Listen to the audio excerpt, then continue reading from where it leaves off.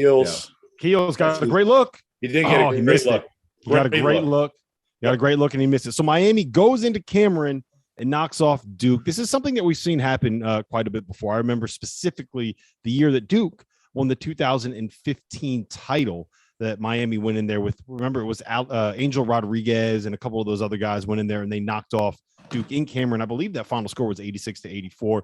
I want to start, though, with the Miami side of things here, T.O., because you've been on this Miami bandwagon. They're now sitting here at 5-0.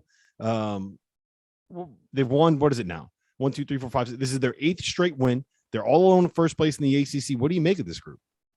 Well, you look at it, they're kind of a perfect counter to Duke because, one, they can score individually. Duke likes to get up and take away a lot of passing lanes. So what does Miami do? They get it to Isaiah Wong and Cam Auguste and let them go to work and figure it out. And whenever you have isolation scores, you can do that. Duke, this was a young team against an old team. And when it came down to the end of the game, Trevor Keels gets into the lane. And obviously, you have 8 seconds left. You can still pitch it out. But a good defensive effort. This is a Miami team, guys, that hasn't guarded. And the fact that they're able to show up, go into Cameron Indoor, and Charlie Moore, guys, what did he end up with? 7 steals, 5 of which were in the first half, completely took over the game in the first half.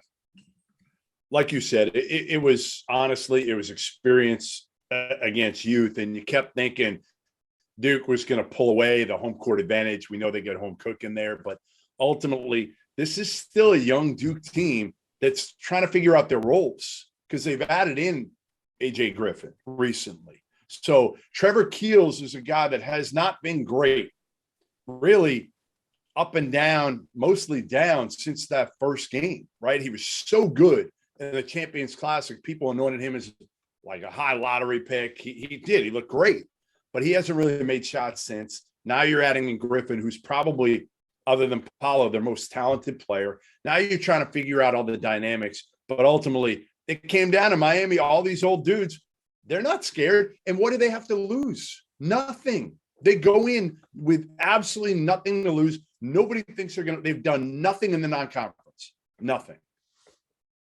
Now they're 5-0 in conference, and they're leading the ACC in conference. I mean, it's like you said, it's a bunch of old guys. Cam Auguste has dealt with injuries for the past 2 or 3 years that he's been there. They didn't have Wardenberg last year, who they run a lot of offense through whenever they do move the ball. But tonight, because Duke plays defense the way they play defense, they just throw it out and go a lot of individual isolation plays. And Isaiah Wong and Cam Auguste, they're good enough to make things happen. And Moore, who's been up and down, you guys have said it. He's been an okay player throughout his college career. He showed out tonight, and he has like these veteran steals and defensive possessions, these veer switches in the post, where a lot of college kids don't really switch off on those things, where he'll go and steal those bounce passes.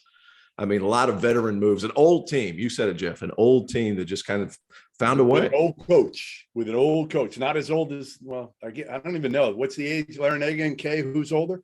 I think Larrañaga is older than Kay. He looks older. You're always friendly. Always friendly. So let me ask you this. I've been saying for a while that I think that Duke is somewhere that maybe you can call them the favorite to win the national title. I do think that there's really little argument to saying that they are the most talented team in college basketball. Nobody else has 5 first-round picks on their roster. Duke has 5 first-round picks on the roster. But I think we saw some flaws right here. What is Jeff, what's your biggest concern with the Blue Devils moving forward? Still probably taking care of the ball, their point guard play. Like Wendell Moore's been awesome, but he's not that guy that you just necessarily are going to give him the ball. And he's not that like guy who can get in necessarily and make a play, and he's smooth. It's not a natural point guard, I guess is what I'm getting at more than anything else. He's played the position very, very well in a spot where he needed to, because to me, Jeremy Roach is a great backup right now. So I think that's the biggest thing, and still figuring it all out, right? Where is Paolo at his most dangerous? Now you've added in Griffin. Griffin is super talented. You said it before the season, Rob, and I think everybody's seen it now. He's super talented. They're your 2 most talented players. Keels, to me, taking that last shot, he got a great look. I get it. But as we talked about before the play, I would have thrown a lob, tried to free up Paolo or Mark Williams and thrown the ball to the rim, and you might have got an easy one. Yeah, I mean, I don't know if you're going to get that at the last second. To me, the biggest issue though with this Duke team is on the defensive end. Like that is where their money is going to be made, right? Tio, how often have we talked about this on our show? That team reminds us of a throwback Duke team in terms of the way they can get out and pressure, in terms of the way the length and the physicality and the athleticism that they have. And Miami, I mean, they kind of got whatever they wanted in the second half of that game. And they attack the offensive glass. I think that's a big thing too. Whenever Miami was forcing these switches, what was happening is they were also bringing Mark Williams away from the bucket. And some of Miami's got some big time athletes that crash from the wings.